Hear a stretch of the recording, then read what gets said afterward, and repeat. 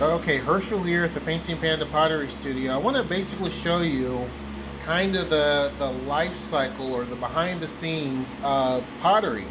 So in the studio, you're going to, and excuse me, there's loud fans in here because this is our kiln room, but you're going to see pottery like this on the shelves, right? They're going to be white. And basically, these are not the molds for this, but basically we actually pour slip, what's called slip, into these molds. And then from that point in time, they have to set up and do their thing. We then drain the slip out, and it then turns to this, which is called greenware. And it actually is not green at all. Let me go over here. It's less. It's not green at all, but this is what it looks like after we pour it from the mold, and it dries. And then when it's completely dry like this is, cannot be wet at all, we put it inside of one of our kilns. Now, here at the Painting Panda Pottery Studio, we have two kilns. One there, which is much larger, and then this one here, which is smaller. So we load this all the way up, and as you can see, this is what we do to stilt certain things. Certain items have to be stilted when we fire them. So therefore, if someone paints a lot of the bottom of the piece, for example, these would be stilted. So let's say they painted under here. We would literally stilt this. Let me find a good one. We will stilt it like this. So now, only those areas that are touching the glaze is what we have to worry about. And so those come off and you have your piece and it's completely good to go.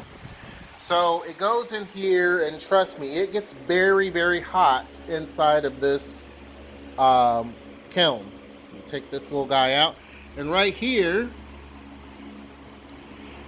shows you that this has been fired. So basically there's a lot of different components to working with a kiln. So I just now took the cone out, and the cone, let me see if this is the right cone, or if there's any more in this box. I don't know if there's any more in this box.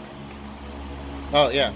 So the cones are straight like this, but once they go through the process of being fired in a kiln, they end up looking like this.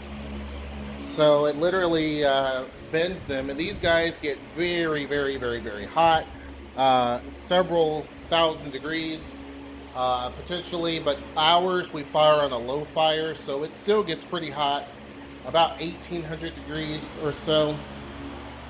This guy here was just now cooling down, and we got everything out of it, and as you can see, it's much deeper. But I have to use a glove to get some of the pieces out. Now, obviously, what you guys don't know is that it takes about 8 hours for this or this guy to take this and turn it into this. It takes about 8 hours of constant high temperature, and it turns into that. And then once that is turned to, I hate to keep walking back and forth, but once the greenware comes out like this is now called bisque. So this is pottery. And so essentially it takes something that the greenware is super delicate, and then it makes it into something that's a little bit more firmer, and then this can survive in the rain or outside or anything like that.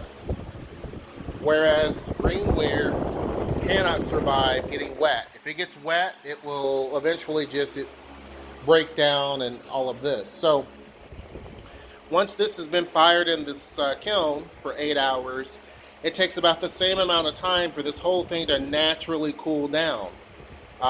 And so you can imagine how hot that gets, but it takes about that long for it to cool down.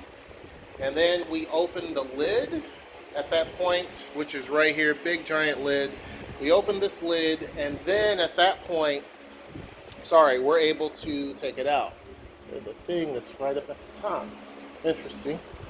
I don't know why that was up there. There was one of the stilts that was at the top right here. This gets extremely hot. Extremely hot. So things can easily explode and things can easily shoot all over the place. And earlier I got stuff out of here. It had just cooled down, and probably the inside temperatures were maybe about 100 degrees, I guess. But keep in mind that bisque, after it's painted and all of that, gets so hot it locks the heat in. It absorbs that heat, and even though the kiln itself was mostly cool, um, those pieces were still very, very hot. So it takes some time, and I was moving them out using this glove. But that's basically the behind the scenes look. It's a process. And keep in mind too, we have to go through after we pour them and we have to clean what we call clean them. So even though you pour the mold, you have to clean the greenware so that you have a lot of smooth edges. So it is a very unique process, but it's also very, very fun.